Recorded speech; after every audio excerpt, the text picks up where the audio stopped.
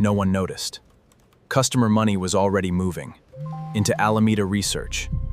$8 billion before anyone knew. She was 28 years old. She had a maths degree from Stanford. She was the CEO of a billion-dollar trading firm. She was also stealing from everyone. Every customer deposit into FTX was being secretly sent to Alameda Research. This is Caroline Ellison. This is how $8 billion disappeared. She was 28 years old. She had a mathematics degree from Stanford. She was the CEO of one of the most powerful trading firms in the entire cryptocurrency world, and she was stealing from everyone, not occasionally, not carelessly, not by accident, deliberately, systematically, with full knowledge of what she was doing. Every dollar that a customer deposited into FTX, the cryptocurrency exchange, was supposed to be kept safe in that customer's account. Caroline Ellison and Sam Bankman-Fried were secretly sending it to Alameda Research instead, using it to make trades, using it to pay back loans, using it to buy luxury real estate in the Bahamas, using it for political donations, using it for anything, except returning it to the customers it belonged to. This is Alameda Research, the secret engine behind the greatest fraud in cryptocurrency history. To understand Alameda Research, you first have to understand how it was supposed to work. Sam Bankman-Fried founded Alameda Research in 2017, the same year he graduated from MIT. The original business was legitimate. Alameda was a quantitative trading firm.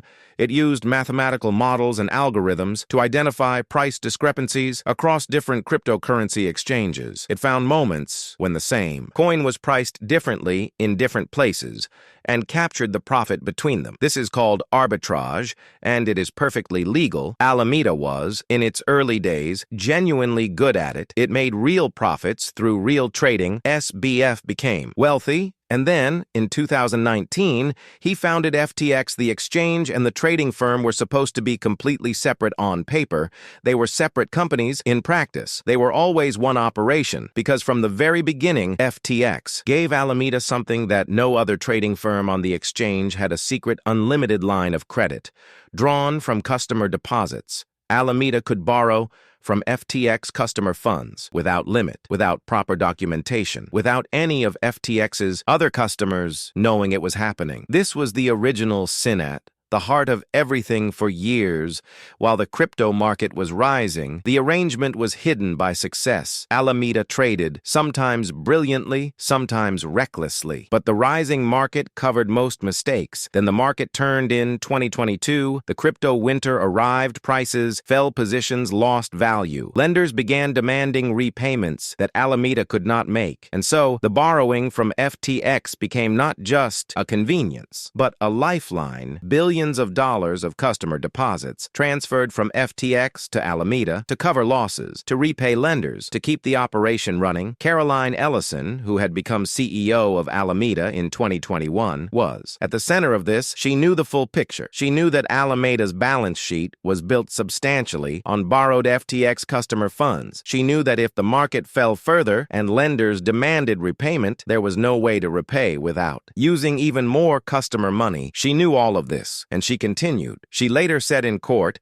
that she had felt enormous pressure from Sam Bankman-Fried, that she had raised concerns, that she had been overruled, that the culture around her made it feel impossible to stop. Whether these explanations fully account for her role was left to the courts to decide. When CoinDesk published the report revealing Alameda's balance sheet in November 2022, the report showed that Alameda's primary asset was FTT, the token created by FTX itself. Not real money, not diversified assets, a token that FTX controlled.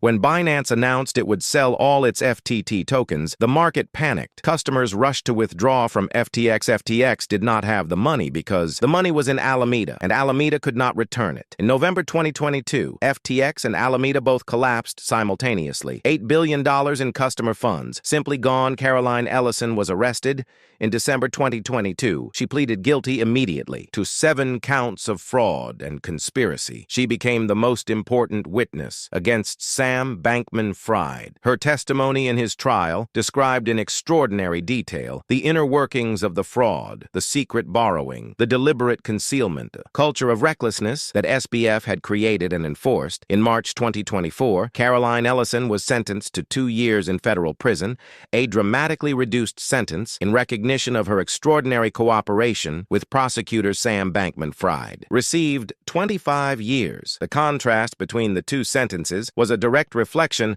of how critical her testimony had been to the entire prosecution. She was released early in 2025. Ryan Salami, another FTX executive, received 7.5 years. Nishad Singh, engineering chief, received time served. Gary Wang, FTX co-founder, received time served. All of them had cooperated fully. So what is the real lesson of Alameda?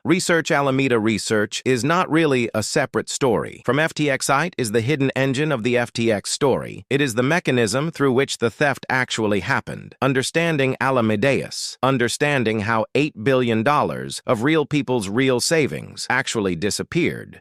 Not through a hack, not through market losses, not through bad luck, through a deliberate decision made by a small group of people who believed that the rules did not apply to them, who believed that if the trades worked, they could put the money back before anyone, who believed that their mathematical brilliance, their utilitarian philosophy, their stated desire to do good in the world somehow made the theft acceptable.